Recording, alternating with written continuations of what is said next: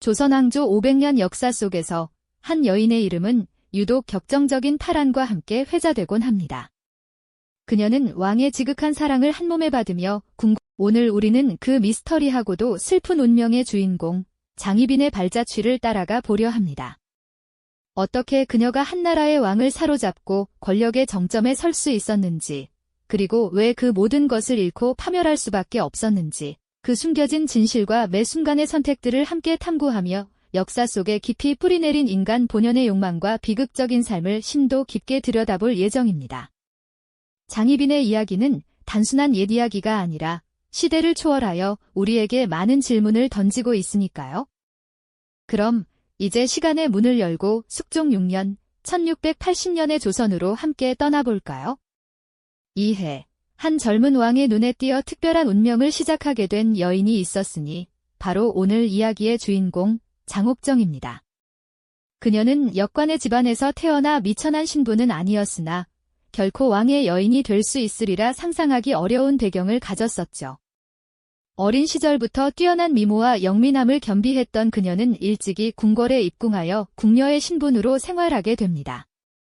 화려하지만 차가운 돌담으로 둘러싸인 궁궐은 수많은 이들의 욕망이 피어나고 또 좌절되는 공간이었습니다. 당시 조선은 젊은 숙종이 즉위하여 왕권을 강화하고 새로운 개혁을 꿈꾸던 시기였습니다.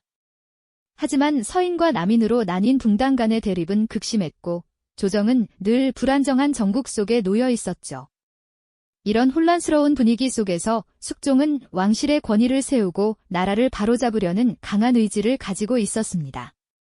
그리고 바로 이 시기에 장옥정은 숙종의 시선을 사로잡게 됩니다. 어느 날 우연히 마주친 숙종은 장옥정의 범상치 않은 아름다움과 총명함에 깊이 매료됩니다. 그녀는 단순히 예쁜 얼굴을 넘어 사리 분별이 뛰어나고 대화가 통하는 특별한 매력을 지녔던 것이죠.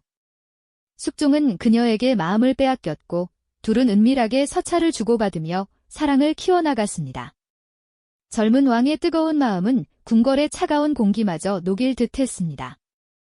하지만 궁궐 안에는 늘 시기와 질투가 가득한 법이죠. 숙종의 총애가 오직 장옥정에게로 향하는 것을 보며 다른 궁녀들은 물론 왕실의 어른들 또한 불안한 시선을 보냈습니다. 특히 당시 대비였던 명성황후는 미천한 신분의 궁녀가 왕의 총애를 독차지하는 것을 크게 경계했습니다. 그녀는 장옥정이 왕실의 법도를 어지럽히고 붕당 정치에 휘말릴 것을 우려했죠. 결국 명성황후는 숙종에게 장옥정을 궁 밖으로 내보내라 명했고 숙종은 어쩔 수 없이 사랑하는 여인을 궁궐에서 떠나보내야만 했습니다. 궁궐 밖으로 쫓겨난 장옥정은 씁쓸한 마음으로 자신의 처지를 되새겼을 겁니다. 하지만 그녀의 운명은 여기서 끝나지 않았습니다. 사랑하는 여인을 잊지 못했던 숙종은 기회를 엿보고 있었고 몇 년 후 명성황후가 승하하자마자 그녀를 다시 궁궐로 불러들이게 됩니다. 이때부터 장옥정의 삶은 이전과는 전혀 다른 방향으로 흘러가기 시작하죠. 다시 궁으로 돌아온 그녀는 숙종의 더욱 깊은 사랑을 받으며 단순한 궁녀가 아닌 특별 상궁의 지위에 오르게 됩니다. 이것은 그녀의 야망과 욕망이 본격적으로 꽃피우기 시작하는 운명의 서막이었을까요? 화려한 궁궐의 권력 다툼 속에서 한 여인의 욕망은 이제 막 거대한 파도를 일으키려 하고 있었습니다. 네, 맞습니다. 특별 상궁의 자리에 오르며 궁궐로 돌아온 장옥정은 숙종의 지극한 사랑을 등에 업고 그야말로 거침없이 세력을 키워나가기 시작합니다. 그녀는 단순히 왕의 총애를 받는 여인을 넘어 점차 왕실의 핵심 권력부로 깊숙이 파고들었죠. 숙종은 그녀를 향한 마음을 숨기지 않았고 장옥정은 이 기회를 놓치지 않았습니다. 사랑과 권력이라는 두 마리 토끼를 동시에 쫓는 듯한 모습이었을까요? 숙종의 사랑은 장옥정에게 가장 강력한 방패이자 무기가 되어주었습니다.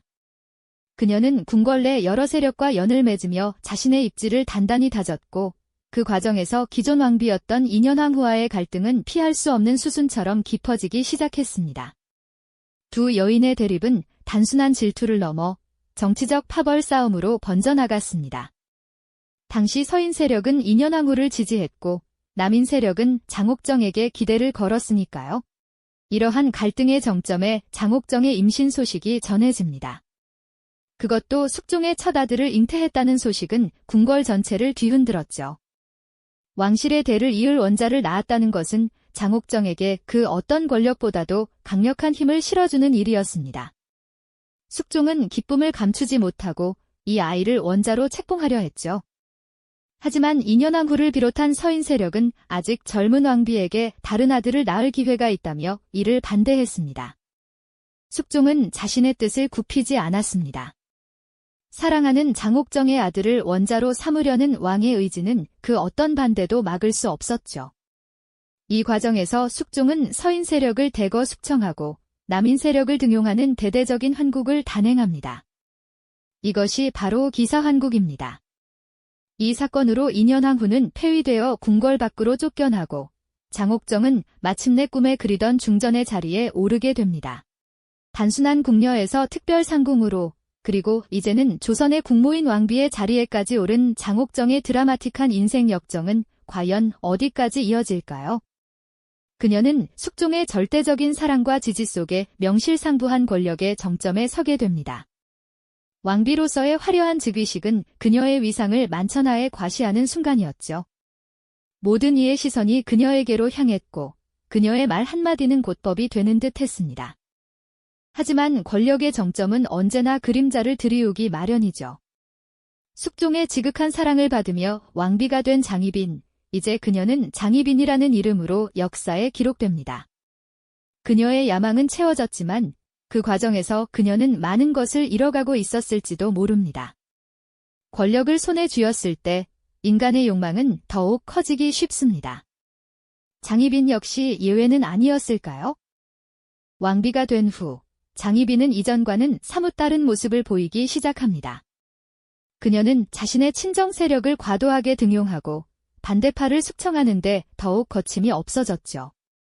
숙종의 사랑을 발판 삼아 얻은 권력이었지만 그 권력을 유지하고 강화하려는 그녀의 지나친 집착은 점차 숙종의 마음속에 작은 균열을 만들기 시작합니다. 한때 불꽃 같던 사랑은 서서히 식어가는 차가운 바람을 맞이할 준비를 하고 있었던 걸까요? 숙종은 처음에는 장희빈의 이러한 행동을 묵인하거나 두둔했지만 그녀의 과도한 탐욕과 오만은 점차 왕의 인내심을 시험하기 시작했습니다. 특히 폐위된 인현왕후를 향한 백성들의 동정과 복위 여론이 고조되면서 숙종의 마음은 더욱 복잡해졌을 겁니다. 한때는 그토록 사랑했던 여인의 변해가는 모습에 실망감을 느끼기 시작했을까요? 궁궐 안팎에서는 장희빈의 전횡에 대한 불만과 비판의 목소리가 커져갔습니다. 왕의 총애를 믿고 아나무인 격으로 행동하는 그녀의 모습은 많은 이들의 반감을 샀고 이는 결국 숙종에게도 부담으로 작용하기 시작했죠. 사랑했던 마음이 서서히 변해가며 숙종의 눈빛에는 싸늘함이 깃들기 시작했습니다. 그녀의 몰락은 이제 피할 수 없는 운명처럼 다가오고 있었던 걸까요? 숙종의 마음속에 자리했던 사랑의 불꽃은 이제 차가운 재만 남은 듯 했습니다. 한때 불꽃처럼 타오르던 열정은 온데간데였고 그 자리에는 서늘한 실망감만이 가득했죠. 장희빈이 권력의 정점에 오르면서 보여준 모습은 그가 열렬히 사랑했던 여인의 순수하고 영민한 매력과는 너무나도 동떨어져 있었습니다. 그녀는 자신의 아들, 즉 세자를 낳았다는 이유로 친정 세력을 무리하게 등용하고 반대파를 가차없이 숙청하는 데 거리낌이 없었습니다. 이러한 무자비한 행보는 숙종의 눈에 점차 과도한 오만과 끝없는 탐욕으로 비치기 시작했을 겁니다. 백성들의 마음은 폐위된 인현왕후에게 깊은 동정과 연민을 보내고 있었고 궁궐 안팎에서는 장희빈의 전횡에 대한 비난과 원성의 목소리가 끊이지 않았죠. 왕의 총애를 등에 업고 아나무인격으로 행동하는 그녀의 모습은 수많은 대신과 궁인들의 반감을 샀고 이는 결국 숙종에게도 견딜 수 없는 정치적, 심리적 부담으로 다가왔습니다. 사랑이라는 이름 아래 묵인했던 그녀의 과도한 욕심은 이제 왕의 인내심을 한계까지 몰아붙이는 독이 되어 돌아왔죠. 숙종은 더 이상 그녀의 행동을 감싸줄 수 없다는 냉혹한 결론에 이르게 됩니다. 한때는 그토록 아끼고 사랑했던 여인이 권력이라는 이름 앞에 눈이 멀어 광기 어린 모습을 보이는 것에 그는 깊은 실망감을 넘어선 배신감까지 느꼈을 겁니다. 한 국가의 왕으로서 그리고 한 남편으로서 숙종의 고뇌는 밤낮으로 깊어만 갔겠죠. 결국 벼랑 끝에 몰린 왕의 마음은 역사의 흐름을 뒤바꿀 새로운 변화를 택하게 됩니다.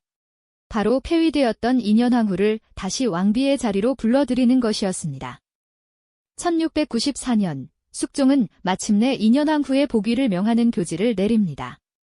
이 소식은 장희빈에게 청천벽력과도 같았을 겁니다.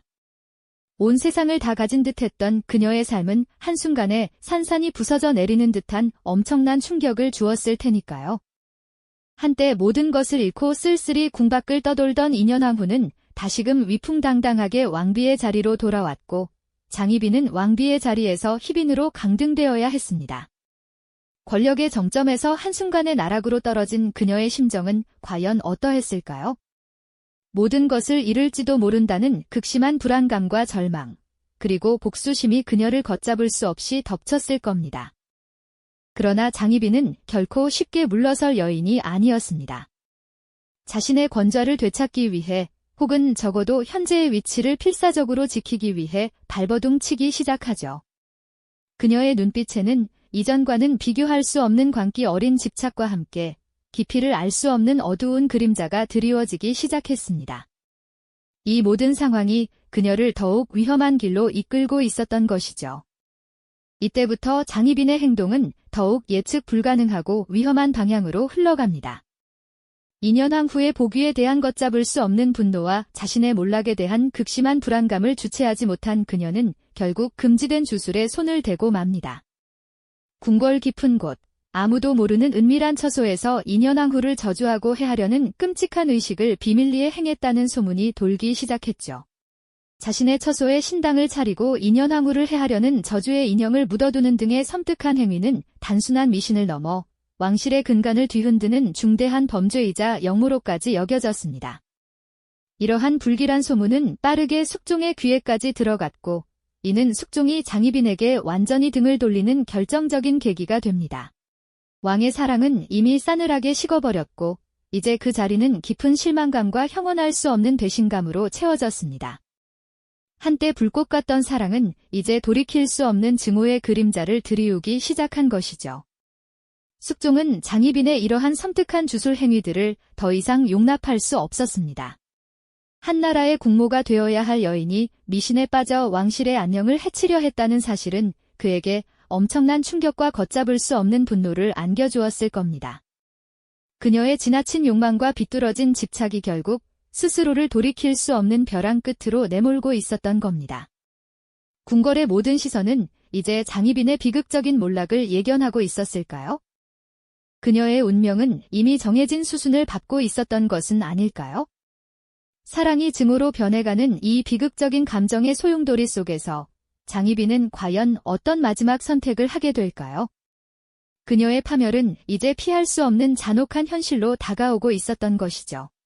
왕의 사랑이 싸늘하게 식고 증오의 그림자가 드리워진 그 비극적인 소용돌이 속에서 장희빈의 운명은 이제 돌이킬 수 없는 파멸의 길을 걷고 있었죠.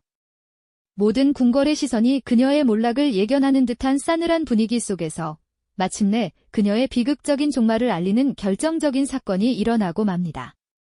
바로 숙종의 곁을 지키던 인현왕후가 병세가 악화되어 세상을 떠나게 된 것이죠. 궁궐 전체가 슬픔에 잠겼지만 이 죽음은 단순한 개인의 비극에 머물지 않았습니다. 숙종은 인현왕후의 갑작스러운 죽음에 깊은 슬픔과 함께 어떤 의문점을 품게 되었을까요?